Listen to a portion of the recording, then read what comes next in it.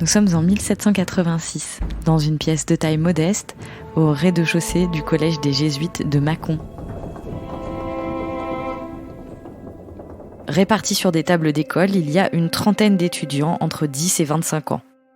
Un garçon passe dans les rangs pour distribuer des feuilles de papier, des crayons et des bouts de chandelle. De l'autre côté de la pièce, le professeur s'appelle Pascal-Jean Leynaud. Le cours du jour s'intitule « La fleur et l'ornement ». Alors, il déroule sur son bureau une estampe qui reproduit un dessin de fleurs à la sanguine. Il montre aux élèves les effets de volume et de texture et leur demande de s'appliquer pour la recopier.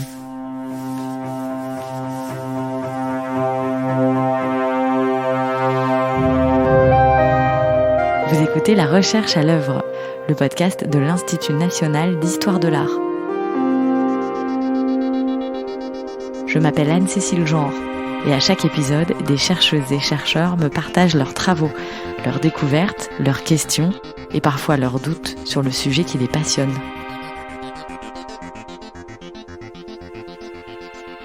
L'histoire de l'art n'est pas faite que de grands artistes. La production artistique est aussi faite d'une multitude d'expériences. Alors certains artistes sont validés par la critique, à juste titre, bien évidemment. Personne ne surpasse Michel-Ange ou Léonard, mais c'est intéressant, il me semble, de pouvoir aussi prendre en compte une production qui a été moins valorisée par l'historiographie parce qu'elle permet de mieux comprendre les choses, y compris les grands artistes. Donc c'est vrai que assumer et défendre, oui peut-être politiquement, l'idée d'une complexité, ça m'intéresse beaucoup. Anne Perrin-Kélissa est chercheuse en histoire de l'art à l'université de Toulouse et elle me parle à distance. Avec sa collègue Émilie Rofidal, elle dirige un large projet de recherche sur les académies d'art en France au XVIIIe siècle. Un corpus d'une cinquantaine d'établissements répartis sur tout le territoire français. Parmi ces différentes institutions, il y en a qui sont des écoles de dessin. Généralement, c'est un format assez modeste. Il peut y avoir également des académies, et souvent elles sont royales, ça veut dire qu'elles ont reçu l'assentiment de la monarchie, elles ont reçu l'assentiment de la direction des bâtiments du roi, qui est équivalent du ministère de la Culture. Pour les écoles de dessin, ça va être le cas de villes comme Poitiers, Nantes, Lorient, Auch, à Lyon également. Enfin, voilà, je vous donne quelques noms rapides. Pour ce qui est des académies artistiques, c'est le cas de Toulouse, Marseille, Montpellier, Bordeaux. Donc en fait, vous voyez, on a en fonction des villes des situations qui sont un petit peu différentes. Ces établissements ont en commun d'être gratuits et d'apparaître à un moment bien spécifique de l'histoire de France, entre 1740 et la Révolution, en pleine période des Lumières. Alors ça, ce sont les textes de l'époque. Dans les projets de fondation d'établissement est très clairement énoncé la nécessité de mobiliser de jeunes enfants issus de milieux populaires qui ont le droit et qu'il est indispensable de bien former au risque que cette jeunesse se dévergonde ou choisisse de mauvaises voies, celle de la délinquance plutôt que celle de l'enseignement. Tout le mouvement qui a lieu autour de l'encyclopédie, qui commence 1751, mais le projet lui aussi est antérieur, c'est bel et bien l'idée, si vous voulez, de proposer à tout homme, de quelque condition qu'il soit, ça suppose aussi un certain niveau d'éducation, eh bien toutes les connaissances à disposition, que ce soit des connaissances maritimes, botaniques, scientifiques, enfin vous voyez, de tous les registres. Et puis aussi il y a quelque chose de très très fort, c'est l'idée que l'artiste, l'artisan est un maillon essentiel dans un développement économique et notamment par le développement des manufactures. Aujourd'hui décrié pour avoir été l'initiateur du Code noir, Jean-Baptiste Colbert était un ministre de Louis XIV avec de grandes ambitions économiques. À la fin du XVIIe siècle, il fait construire sur tout le territoire des manufactures censées produire du textile, de la céramique ou encore des meubles de grande qualité. Mais dans un pays encore largement rural, quelques générations plus tard, se pose assez vite un problème de qualification des ouvriers. Il y a une demande de la part des manufactures, de la part de l'industrie naissante. Il ne suffit pas, si vous voulez, d'avoir quelques artistes seulement qui sont de grands génies et qui vont donner de magnifiques idées aux ouvriers, il faut aussi que chaque manufacture dans chaque coin de France puisse avoir à disposition des ouvriers qui sont suffisamment intelligents de leurs mains et de leur esprit pour proposer des formes qui après s'imposent sur le marché, et notamment sur le marché international dans les compétitions commerciales européennes. Un des artistes qui a vraiment impulsé cette question de l'amélioration de la formation des artisans, c'est Jean-Baptiste Oudry. On en a entendu parler de ces dernières années d'Oudry parce qu'il y a eu plusieurs expositions. C'est un peintre qui s'est spécialisé dans la représentation des animaux et des fleurs. Au demeurant, c'est un peintre qui avait été reçu à l'Académie royale de peinture et de sculpture. Et en fait, c'est un artiste qui n'aura de cesse de proposer dans les manufactures sur l'ensemble du territoire, soit ses propres services pour donner conseil aux artisans, c'est le cas notamment à Beauvais, soit en envoyant d'autres artistes qu'il considère comme méritants dans les manufactures pour qu'ils donnent conseil aux ouvriers. Jean-Baptiste Oudry est un des premiers artistes à soutenir le développement de l'enseignement artistique en dehors de Paris dans les années 1740. Il y contribue en laissant des gravures d'animaux et scènes de chasse dans les académies qu'il accueille. Comme pour l'estampe de fleurs de nos élèves de la classe de Mâcon, les reproductions de ses œuvres sont copiées et recopiées par plusieurs générations d'artistes. À l'école de dessin de Lyon, donc dans une salle de l'hôtel de ville, les élèves vont pouvoir apprendre ce type de motifs et après pouvoir travailler pour les entreprises de soierie à Lyon. Les noms qui sortent de ces écoles, les noms que l'histoire retient, c'est souvent des gens qui ont réussi, dont on a des éléments de connaissance. Donc là, c'est des personnalités qui sont issues de milieux soit artisanaux, soit artistiques, mais de milieux plus ou moins favorisés socialement, mais en tout cas qui émanent de cela. Après, il y a aussi des fils d'ouvriers moins connus qui restent anonymes. On n'a pas trace dans les archives de leur nom ou de leur parcours. Les femmes sont assez peu présentes. À l'Académie royale de peinture et de sculpture, il y avait un certain nombre de femmes qui pouvaient être admises, mais au demeurant, c'était souvent des places honorifiques. Ça donnait une certaine réputation à ces femmes et on s'arrangeait toujours pour qu'elles n'aient absolument pas les postes clés pour éviter qu'elles prennent part à l'administration générale des arts. Dans les écoles de dessin en province, on trouve néanmoins des filles justement qui apprennent le dessin et il n'est pas rare que ce soit les filles des directeurs ou des professeurs.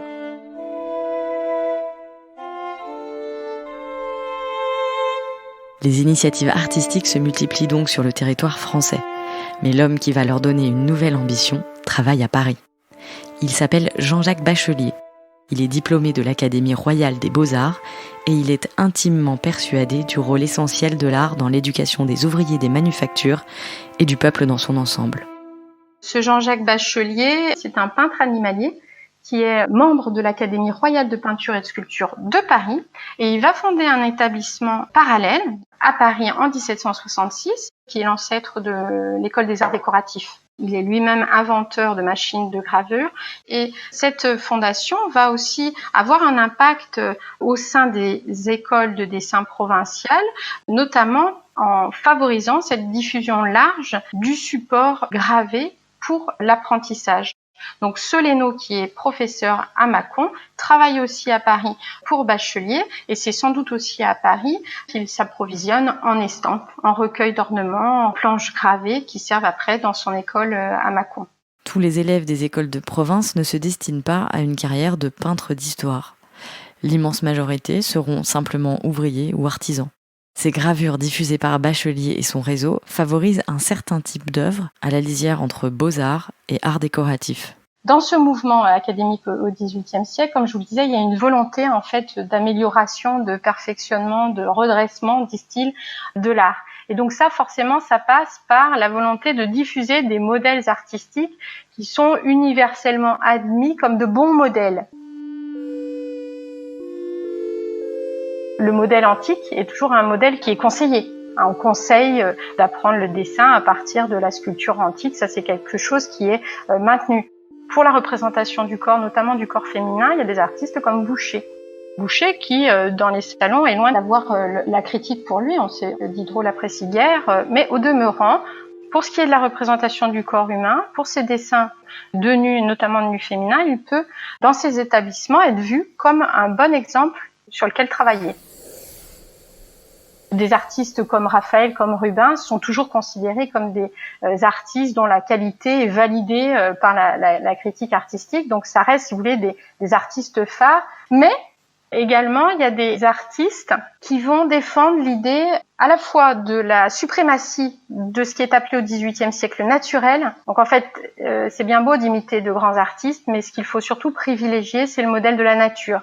Parce que c'est elle, finalement, qui mieux vaut bien observer comment les motifs naturels réagissent à la lumière du soleil en fonction des heures de la journée, plutôt que de s'appuyer sur un tableau de paysage.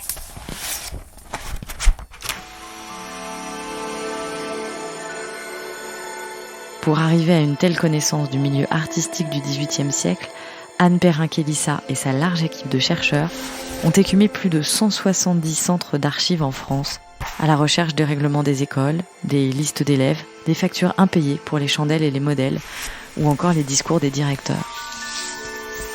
On sait maintenant que l'école de Mâcon, par exemple, recevait pour son fonctionnement une dotation annuelle de 2000 livres par l'autorité locale des États du Mâconnais.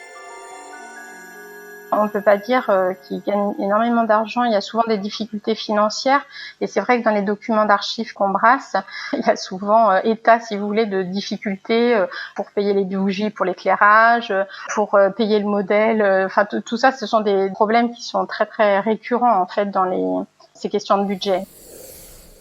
Nous, ce qui nous intéressait dans le programme dès le départ, c'était d'alterner entre des micro-histoires, donc des études de cas spécifiques, mais aussi une plus ample histoire, une macro-histoire sur donc des jeux d'échelle perpétuels. Et ça s'est voulu sur un mode collaboratif. Il y a un mouvement d'aspiration vers Paris, des provinces vers Paris. Mais ce qui était intéressant de découvrir à travers ces différentes études de cas, c'est que il y a d'autres pôles d'attraction extrêmement forts. Par exemple, une des écoles de dessin les plus importantes en province, c'est l'école de Dijon. C'est une institution qui est extrêmement importante parce qu'elle va fonder en fait un prix pour les meilleurs élèves de son école, ceux qui ont été donc les plus brillants, et un prix qui va ensuite leur permettre d'aller se perfectionner à Rome. Et ça, jusqu'à présent, si vous voulez, c'était du registre d'un monopole que détenait l'Académie royale de peinture et de sculpture. Mâcon va être considérée comme moins importante que Dijon et c'est vrai qu'il y a des artistes talentueux. Pour citer un artiste que tout le monde connaît, Prudhon. Prudhon, par exemple, commence à Mâcon et puis il se rend compte que c'est un artiste qui a un talent et qui est prometteur. Il est plutôt envoyé à Dijon. Puis après, il poursuit sa carrière à Paris. L'étude de ces académies d'art de province permet également une meilleure compréhension historique du peuple dans la France d'avant la Révolution. Selon moi, c'est une période où les sources imprimées sont suffisamment importantes pour pouvoir avoir un accès direct à la pensée du siècle. Et ça, c'est vrai que c'est extrêmement stimulant parce que maintes questions sont des questions qu'on se pose encore aujourd'hui. Et par exemple, dans l'actualité, la question de l'esclavagisme, si vous voulez, bien évidemment, à cette époque-là, ça relève d'un débat. La place de la femme, bien évidemment, au XVIIIe siècle, c'est une question qui est très importante, qui l'était auparavant, attention, mais dont on peut avoir aujourd'hui accès justement par cette richesse des sources.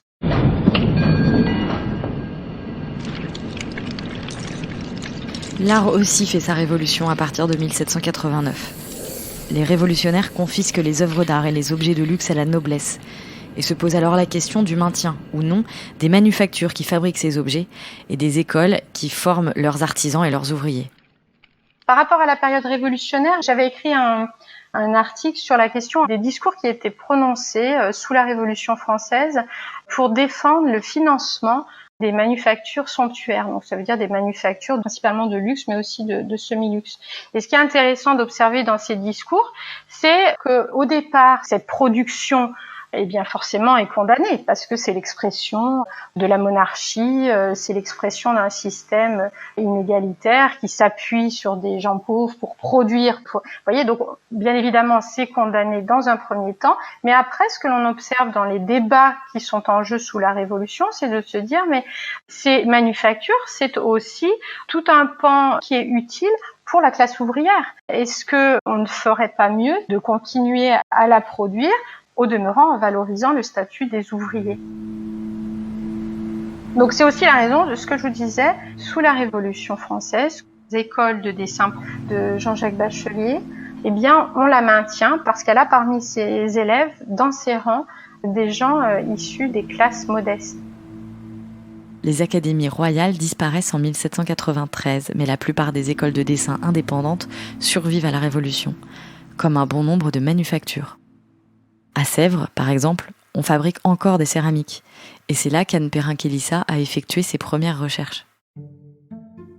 C'est un espace où les archives sont conservées, donc on peut retracer la création, la sortie du four, la livraison de chacune des pièces. Donc ça, c'est un support, une matière exceptionnelle. Et puis c'est vrai aussi que la manufacture produit toujours. Et là, je reviens à la fleur que je vous montrais au départ, cette fleur qui paraît toute simple. Je me souviens très bien être allée voir une peintre de Sèvres.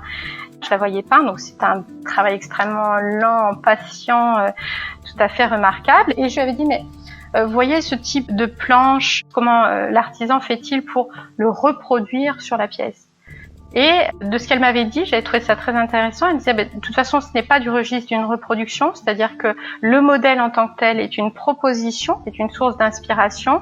Et en l'occurrence, dans ce type d'estampe qui restitue la tridimensionnalité, le velouté d'une fleur, ça donne à l'artisan des indications sur la façon dont il faut monter la fleur.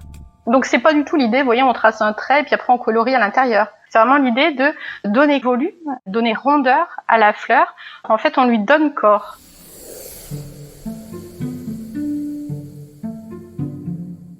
Dans mon parcours de recherche, sans moi-même pratiquer, c'est vrai que j'ai toujours souhaité être en contact avec des praticiens, que ce soit cet artisan de Sèvres ou que ce soit aussi les restaurateurs, en fait, les conservateurs ou des collectionneurs qui sont vraiment au plus près des objets. Et ça, c'est très très important. C'est sûr que savoir manipuler une œuvre, savoir prendre en compte sa dimension physique, c'est très très important pour l'historien de l'art. Derrière toutes les recherches d'Anne Perrin-Kélissa, il y a finalement la même question, du XVIIIe à nos jours. Qui définit ce qui est beau ? Ça déconstruit beaucoup ces notions de bon goût ou alors d'un goût idéal. Derrière l'appareil théorique, il y a quand même souvent des histoires humaines. Par exemple, vous voyez, sur la diffusion des modèles, c'est parfois assez amusant. Certains modèles ne passent pas simplement parce qu'il y a des inimitiés entre des personnes. Et par exemple, Jean-Jacques Bachelier a été fortement critiqué parce qu'on lui reprochait de ne pas être assez génial, de ne pas avoir une qualité artistique suffisante. Ces notions, si vous voulez, de bon goût, je trouve que c'est intéressant parce qu'elles sont très rapidement contrebalancées ou en tout cas nuancées par des phénomènes humains et qui, de ce fait, sont aussi plus universels.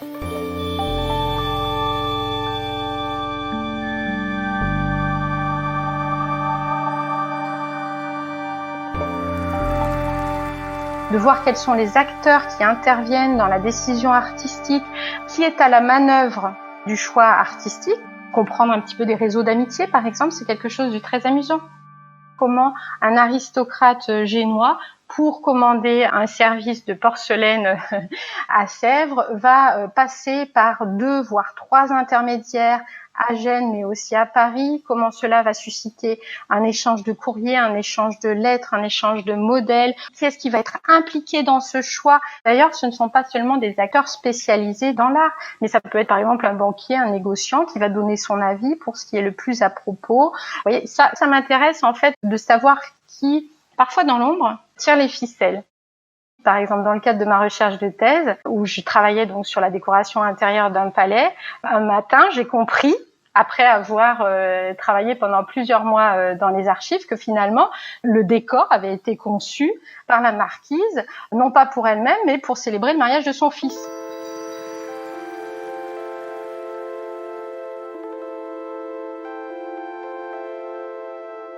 Moi, je suis lyonnaise. Après, j'ai fait toute une partie de mes études en Italie, donc à Gênes. Vous voyez là aussi une ville qui ne relève pas du parcours habituel du voyage d'Italie, parce que j'avoue que j'étais un peu la seule Française à l'université de Gênes. Et après, plusieurs années en Italie et de longues années à Paris. Et aussi, j'ai eu l'occasion d'aller donner des cours à Angers. Et je suis arrivée à Toulouse par le jeu du concours. Je ne connaissais pas Toulouse, j'ai découvert Toulouse. Tout comme les artistes de ces établissements, se former en voyageant, nous aussi en tant que chercheurs, c'est indispensable et là aussi très réjouissant. Depuis 4 ans, Anne Perrin-Kélissa et Émilie Rofidal ont fédéré autour d'elle plus de 50 chercheurs en histoire de l'art, mais aussi en sociologie, afin de mettre l'accent sur les réseaux humains derrière l'enseignement artistique du XVIIIe siècle. Après la France, ils comptent désormais élargir les recherches au reste de l'Europe. Cette question de la formation des artistes, c'est une question que tout historien de l'art se pose. On a vraiment des chercheurs qui sont reconnus comme de grands spécialistes du XVIIIe siècle, mais on a aussi de jeunes chercheurs. Mais je crois que la dimension intergénérationnelle, c'est aussi une qualité qui est très très forte dans la recherche. Le fait d'associer aussi de jeunes chercheurs, surtout pour toutes les questions d'humanité numérique, c'est ce qui a structuré aussi notre programme. Si vous souhaitez en savoir plus sur les écoles d'art du siècle des Lumières, une exposition virtuelle est accessible en ligne. Vous endossez le rôle soit d'un élève, soit d'un professeur de dessin, avant de découvrir 80 œuvres, des modèles mais aussi des productions issues des académies d'art de province. L'adresse URL est en description de cet épisode et c'est un projet rendu possible par l'Université de Toulouse et l'INHA, l'Institut national d'histoire de l'art, par ailleurs producteur de ce podcast en partenariat avec Beaux-Arts Magazine.